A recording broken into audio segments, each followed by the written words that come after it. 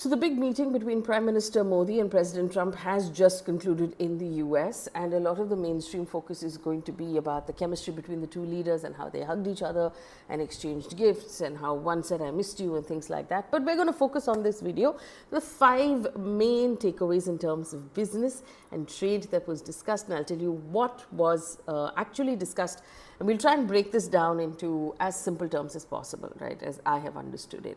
So the first and very important takeaway from this in the joint press conference that they held, we had the US President Donald Trump announce that he has approved the extradition of Taharu Rana.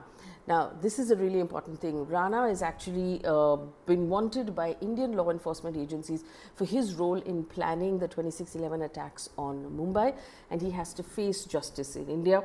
He's a Canadian national. He's actually of Pakistani origin, and he's currently in jail in Los Angeles in the US. But he is known to have been associated with David Headley, and he apparently assisted Headley in his recce of Mumbai to figure out how these attacks were going to take place. He provided assistance for it. So India has been asking for him for a while, and we've been through that entire process, but he's been using the appeal system in the US to avoid that extradition. We understand that he will now be extradited. That's a big victory for India. Number 2, and we come to the trade problem, right? India and US have announced that they will conclude the first phase of a mega trade pact this year, and they will target bilateral trade of $500 billion per year by 2030. Now, let me give you perspective. Right now, the bilateral trade between the two countries is about $190 billion as of 2023. This is products going back and forth. They want to go from 190 to $500 billion by 2030, which is in 5 years' time. The problem here is in this 190 that there is a deficit in favor of India. So let me give you a breakup, right? So the amount of merchandise that we export to the US, so basically manufacturing, has stood at $83 billion, but from the US we buy about $40 billion. So there's nearly a 50%, or there's a little more than a 50% deficit in India's favor. So we are selling more than we're buying. Same for services. We are selling to the US about $36 billion and buying about $29 billion. So there's a deficit there as well, and Trump wants to even out that deficit. Now, right before our Prime Minister went to the US, Trump announced a big announcement of reciprocal tariffs. I want to take a quick detour here and explain to you the context of reciprocal tariffs, and then we'll come back to this. So what he's effectively said, and he's not, we don't know what the details of it is because the US Trade Department is working out the details for each country. But starting the 1st of April, the US will effectively charge the same amount of tariff to a country that country is charging to them. Now, let me tell you why this is different, right? And for example, basmati rice is a great example. If India exports a lot of basmati rice. If a customer in the US bought a bag of basmati rice, they would be paying for the price of the rice. They would be paying for the actual transport to the shipping costs and the margin for the supplier, but also they will pay a tax. That is the tax that the US has put on basmati rice. So what the US is saying is we will now do a reciprocal tax, and the difference is that basically after the context, after the Second World War, the world decided that it is time to open up trade borders and allow as much as possible for countries to trade with each other. That it would be better for everyone if there was freer, mutually beneficial trade. But there were some caveats, and this is what the World Trade Organization is about, the whole thing. So there was something called a General Agreement of Tariffs and Trade and the World Trade Organization, and it was agreed that developing countries need special treatment, rather in comparison to developed industrialized countries, because they have an advantage. So one of the examples is this. Now, in Europe or in America, the farmers there are extremely industrialized.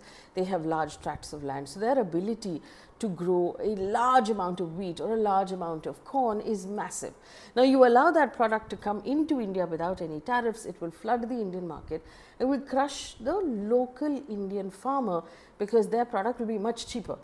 It will crush the farmer because our farmer is still using manual means compared to them. Manual means of growing are, land parcels are much smaller, margins are much smaller.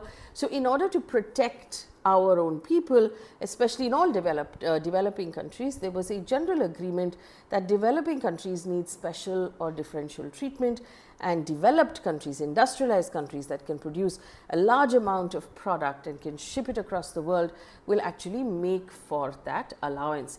Now, until now, this was considered a fair deal. There's a great article in the Indian Express about this, and it explains all of this really well, and it might make sense to actually read that as well if you have the time. But until now, this was considered a fair deal, and because of this system, India had the ability to actually put higher tariffs on products that were coming in to ensure that you protect your own people in terms of manufacturing and in terms of agriculture, thereby also encouraging local manufacturing. So, our idea of Atmanirbhar Bharat is also based on this difference. Now, Trump has effectively announced that he no longer believes this is a fair system. He believes that whatever you are charging me, I am going to charge you. That is a reciprocal tariff, and he believes that that is going to be a fair system. So, obviously, his government is going to have to work out the details of what that means for each and every country, but what it does is takes decades worth of work at the WTO and throw it out of the window and changes the rules for everyone, and everyone has to re-look at the entire system or re-look at what is happening. Now, when he was announcing that, before our Prime Minister went over, he actually mentioned India, and he said, and I'm quoting, India has more tariffs than any other country. And in reaction, our Foreign Secretary Vikram Misri has said that we've been hearing about tariffs for quite some time. In today's discussion of the two sides, the issue came up quite normally in talks between the two leaders. Now, a lot of people who are watching this, the experts who are watching it, suggest that India is going to have to go forward and agree to buy more stuff from America, which would mean more defense. We're going to have to buy more oil and gas, and we're going to have to balance out that trade deficit by reducing the tariffs so as to not receive the worst of the brunt from America. That is point number 2. Now, remember, first point is the extradition, second point is the trade deficit. Point number 3, in that meeting, it was announced that India will import more oil and gas in order to bring down the trade deficit, reference to point number 1. Again, giving you some quick context. Before the Ukraine-Russia war began, Russian oil was less than 1% of India's, oil imports. It then became almost 40% in 2022. In the recent weeks, it's come down to about 30-35%, but the context is this. So, India doesn't have any crude, or has very little crude oil reserves. We don't have any reserves of our own, so we have to buy crude oil from overseas. We refine it here in India. So, we have great capacity for refining crude and making petrol and diesel and all of the other products, and the plastics that come out of crude oil. So, we buy all of our crude oil, and we're the third largest sort of buyer of crude oil in the world, and our rupee and our foreign exchange gets impacted a lot by how much crude oil we are buying. Now, when the Russian war with Ukraine broke out, most of the West stopped buying oil from Russia because they were imposing tariffs. At that point, the price of Russian oil fell quite drastically, and India decided, you'll remember Mr. Jaishankar had made that statement. India decided that, hey, I understand what you're doing, but I'm going to do what is best for my people, and we need cheap oil, so we're going to go out and buy from Russia. So, India sharply increased its purchase of oil from Russia during that war at that time. And, Europe was very upset and America was not happy, but the Indian government at that point sort of stood its ground and said, we want good relations with everybody, but what our people need is going to come first. And that was a really strong statement. Now, in recent months, or recent weeks actually, India's purchase of Russian oil has started to come down very drastically. And from what we understand now, India is going to actually replace the oil that we're buying from Russia with oil that we're buying from the US, and we're going to actually buy more and more from the US. Now, India actually buys, it's a top oil supplier is Russia, after that Iraq, Saudi Arabia, UAE and the US. there is talk now of US becoming the lead supplier for India. We're going to buy more and more from the US. What will this mean for India in terms of a price difference? Now, according to the Indian Express, sources in India's refining sector have said that they're actually different for crude and different for gas. Now, for crude specifically, even if the US prices its crude attractively in comparison to the UAE or Saudi or Qatar, where we normally buy from, there is the cost of actually shipping it from the US to India, which will be double of shipping it from West Asia. And that is a key consideration. The other point is whether our existing refineries are compatible with fuels that are coming from there, because we are already set up to refine the grades of crude that are coming from West Asia. And this is something that will need adjustment over time. Now, with gas, it's a different, different argument, because American gas is already priced very attractively in comparison to Qatar, and effectively means that even if we are paying more for transport, given the way the prices are right now, American LNG or liquid natural gas, once it lands in India, will still be cheaper than West Asia. So there are lots of things that will need to be considered, obviously domestically in India. And Indian refineries have said that they are open to buying, and they're going to look at the details, but this is where it is. So we are going to be buying more oil and gas from America. Coming back from that detour on trade deficit, India has also agreed, India and US have agreed for an ambitious plan of a 10-year defense partnership, and this will pursue co-production of key weapons and platforms.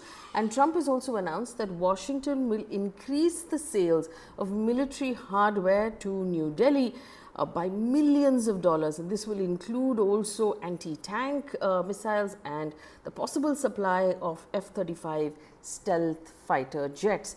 Now, this ambitious plan will also boost India and US's defense ties against the backdrop of China, but more importantly, it will reduce India's reliance on Russian defense equipment, shifting instead to Western suppliers, and mostly US and France. Remember, there was also a conversation in France with President Macron. The realignment aims to balance those ties right now between Russia and the US and the West. And last point, both the Prime Minister and Donald Trump have vowed to move forward and facilitate American-designed nuclear reactors for civil purposes based on the civil nuclear deal that both of these countries signed 16 years ago. This was during Dr. Manmohan Singh. Now, this deal basically said that India will gain access to a lot of, US design platforms to use nuclear energy for civil purposes, for non-defense purposes. And the civil nuclear deal was actually the beginning of the relationship between India and US and all of these strategic partnerships that we have been talking about since then. Now, what is the impact of all of these things on us in India? One, in the short term, the rupee is going to fall further, because if we buy more stuff from the US, if we buy more oil and gas, if we buy, if we reduce the tariffs on US products, it is likely to put pressure on our rupee, and the rupee will fall further. On the medium term, for Indian customers, you will have access to American things. Maybe you want the t-shirts, maybe you want the laptops, the cell phones. All of these things are likely to be more accessible, and the price is likely to come down. On the long term, the idea of an Atmanirbhar Bharat will take a little bit of a beating, because Indian goods will have to compete against American goods and American products. And remember, if America is the leader in all of this thought, is it likely, is it possible that other Western countries will also start to think like this? And that might have an impact on us in the long term. So there's it, 5 points of things that were discussed, and the impact of India on India in the short, the medium and the long term. Leave me a note on what you think is the most important thing, and if there's anything we should discuss further.